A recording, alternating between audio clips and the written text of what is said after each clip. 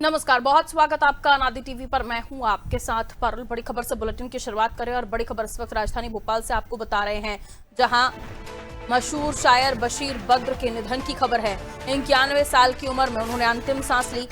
लंबे समय से डिमेंशिया जैसी बीमारी से पीड़ित थे। 1999 में उन्हें पद्मश्री सम्मान मिल चुका है। 1980 के बाद उनकी रचनाएं चर्चा में आई थी। तो भोपाल के मशहूर उर्दू शायर बशीर बद्र का 91 साल की उम्र में निधन। अपने भोपाल स्थित आवास पर उन्होंने अंतिम सांस ली। लंबे समय से डिमेंशिया जैसी बीमारी से ग्रसित थे बशीर बद्र।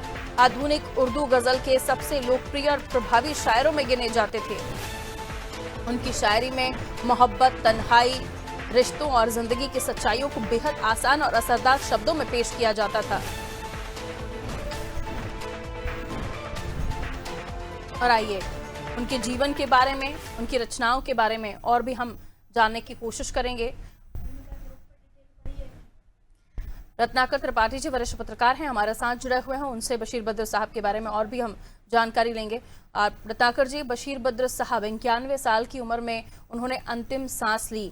मशहूर लेखक, लोकप्रिय प्रभावशाली शायरों में जाने जाते थे और उनकी शायरियों में जिंदगी की सच्चाइयां बेहद असरदार तरीके से ऐसे शब्दों में बयां की जाती थी कि हर कोई, आज के जेनजी हो या फिर पिछली मिलेनियल्स, सभी उनके फैंस हुआ करते थे। आप कैसे उनके जीवन को याद करते हैं, कैसे स्मरण करते हैं, आपने कैसे उन्हें पढ़ा है?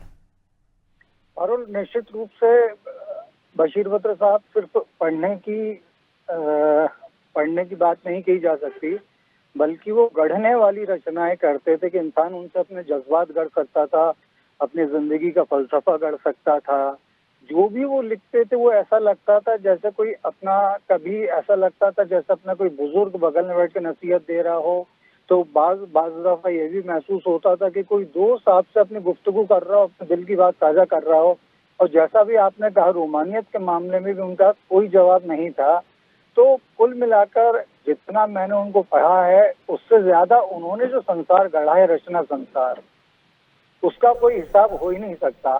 और यही वजह है कि आप ये देखिए कि भोपाल से गुजरने वाले, क्योंकि उर्दू शायरी के जब स्कूलों की बात चलती है, जो शायरी की तालीम के हिसाब से जिनको स्कूल कहा जाता है, जब उनकी बात चलती है तो ज्यादातर जो जिक्र होता है, कभी गोरखपुर का आता है, कभी लखनऊ का आता है, कभी अलीगढ़ का आता है, मतलब कि इस तरीके के। लेकिन भोपाल को इस दिशा में बहुत ही अलग पहचान देने वाले और एक बहुत ही बड़े मरकज के रूप में स्थापित करने वाले लोगों के रूप में बशीर बद्र साहब हमेशा याद किए जाएंगे।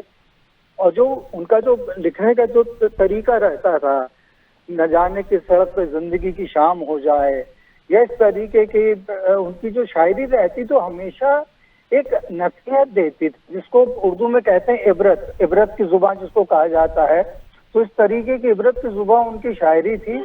और जैसा मैंने पहले भी आपसे कहा कि वो बड़े अलग अलग अंदाज में सामने आते थे, मुख्तसर अंदाज में बहुत बड़ी बात कह देना उनकी खासियत रही। और इस तरीके से वो आगे बढ़ते चले गए। और निश्चित रूप से जो आपने कहा कि वो डिमेंशिया से पीड़ित रहे गुज़िश्ता कई सालों से, और उनके चाहने वालों के बीच में इंतहाई अफसोस वाली बात ये रही थी कि वो चीजें धीरे धीरे भूलने लगे थे। और वो उनको तसव्वुरात का भी जो उनका था, वो सलाहियत धीरे धीरे कम होने लगी थी। बावजूद उसके हम इस बात के लिए कम से कम साहित्य के पसंद करने वाले लोगों के लिहाज से हम इस बात को कह सकते हैं कि ऊपर वाले ने उन्हें फिर भी हमारे लिए कम से कम ये उसके बारियाबी रही कि इतने वक्त तक बशीर बद्र साहब के अपने आसपास रहने का एहसास इस भोपाल को रहा, इस हिंदुस्तान को रहा, पूरे शायरी के जगत को रहा, और तमाम उन लोगों को रहा जो इस बात को मानते थे और जानते थे कि बशीर बद्र साहब होने का अर्थ क्या है और बशीर बद्र साहब होना कितना आसान है, लेकिन वो बने रहना कितना कठिन होता है। शायरी बहुत लोग करते हैं, शायर बहुत हैं, हमारे आसपास भी आपको मिल जाएंगे, लेकिन बशीर बद्र बने रहना और उस जगह पर, एक मुकाम पर आपका स्थापित रहना लगातार, वो भी ग्रेजुअली अपनी वृद्धि के साथ में, अपने प्रशंसकों की वृद्धि के साथ में, अपने हुनर की वृद्धि के साथ में, तो सारी चीजें पर उनको बहुत अलग बनाती थी। और मैं जहाँ तक डिमेंशिया वाली जो बात चल रही है, मैं बड़े इस मौके पर, क्योंकि मुझे खुद इंतहाई अफसोस हो रहा है उनके गुजर जाने का, तो मैं एक छोटा सा यहाँ गालिब साहब का शेर याद करना चाहूंगा, जिसमें कहते हैं, याद माजी अजाब है यारब, छीन ले मुझसे हाफिजा मेरा। तो मुझे लगता है कि जो हाफिजा जो बशीर बद्र साहब से दुर्भाग्यजनक तरीके से छीन लिया गया था, जो उनकी याददाश्त छीन ली गई थी, तो उसको मुझे सोचकर ही बड़ा अफसोस होता है कि यादें जो माजी है, जो माजी की जो याद है, जो गुज़िश्ता दौर की याद है, जो पास की जो याद है, वो कैसे उससे अपने आप को एकाकार कर पाते रहे होंगे। व्यक्ति जिसने तमाम मंच लूटे, वो व्यक्ति जिसने तमाम दिलों पर राज किया, वो व्यक्ति जिसके रिसालों के की मिसाल दी जाती है, जिसकी शायरी के बारे में कहा जाता है कि साहब ऐसा लिखने वाले अब बमुश्किल मिलते हैं, यदि वो व्यक्ति इतने साल तक अपने ही हाफिजा से दूर रहा, अपनी याददाश्त से दूर रहा, तो उसकी तकलीफ को सोचकर पहले अफसोस होता था, और अब तो इंतहाई अफसोस इस बात का भी हो रहा है कि वो कभी इस बात को शायद किसी से साझा भी नहीं कर पाएंगे। मैं अपनी तरफ से पारुल उन्हें विनम्र श्रद्धांजलि अर्पित करता हूँ, जो कि बहुत ही बड़ा लॉस है, जिसकी भरपाई अब बहुत ही मुश्किल दिख रही है। पारुल, बिल्कुल, उर्दू अदब में बशीर बद्र साहब के योगदान को याद करने के लिए बहुत समय चाहिए, क्योंकि 1980 के बाद से ऐसी कभी उनकी कोई शायरी नहीं रही जो लोगों के ज़ुबान पे ना हो। लेकिन आज के इस दौर में कई सारे शायरा हुए हैं।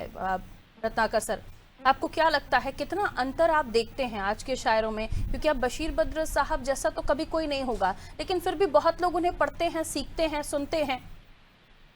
नहीं, देखिए, पढ़ना लिखना और सुनना बहुत अच्छी बात है अपने आप में, लेकिन आपको तालिब इल्म जो होता है, मतलब आप सीखने का आपके अंदर कितना जज्बा है, बहुत कम नजर आता है। और शायरी के हिसाब से अगर आप देखें पारुल, तो बशीर बद्र साहब या जो उनके समकालीन जो भी लोग रहे थे, उनके बाद से इस दिशा में कैसा क्षरण होता चला जा रहा है, क्योंकि शायरी अब क्या है कि उसको बड़ा मुब्तला किस्म का कर दिया गया, उसको बहुत मुख्तसर किस्म का कर दिया गया, तुकबंदी तक आ गई है, वो इश्को रोमानियत तक ज्यादा से ज्यादा आ गई है। लेकिन जो फलसफे वाली बात होती है, जो जिंदगी का सच बताने वाली बात होती है, जैसा आपने भी कहा था कि भाई उन्होंने हर रंग की शायरी की, तो मैं भी कह रहा हूँ जिस तरीके का वो लोग किया करते थे, वैसा अब शायरी में रुझान कम देखने को मिल रहा है। उसकी बहुत बड़ी वजह ये है कि आज की डेट में आप कोई भी चीज लिखकर अगर आप डाल देते हैं, तो आपको ज्यादा कुछ नहीं करना, आपको सोशल मीडिया पर डालना। सोशल मीडिया पर बहुत बड़ी संख्या से लोगों की रहती है जो हर एक पोस्ट को, हर एक चीज को लाइक करने में